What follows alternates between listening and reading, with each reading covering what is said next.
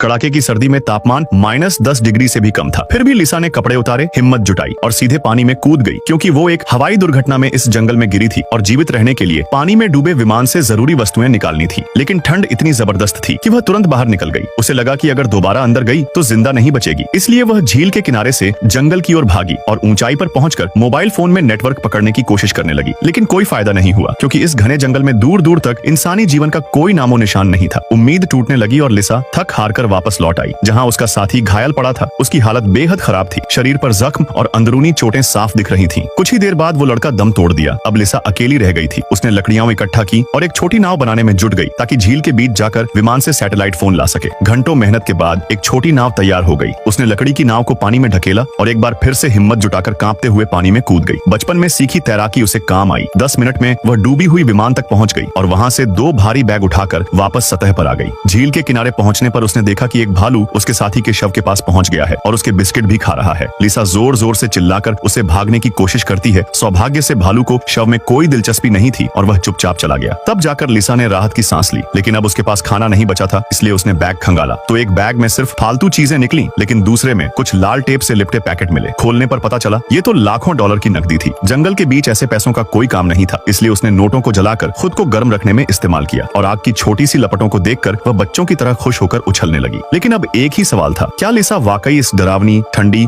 और जानलेवा जंगल से जिंदा बाहर निकल पाएगी? कमेंट में बताएं।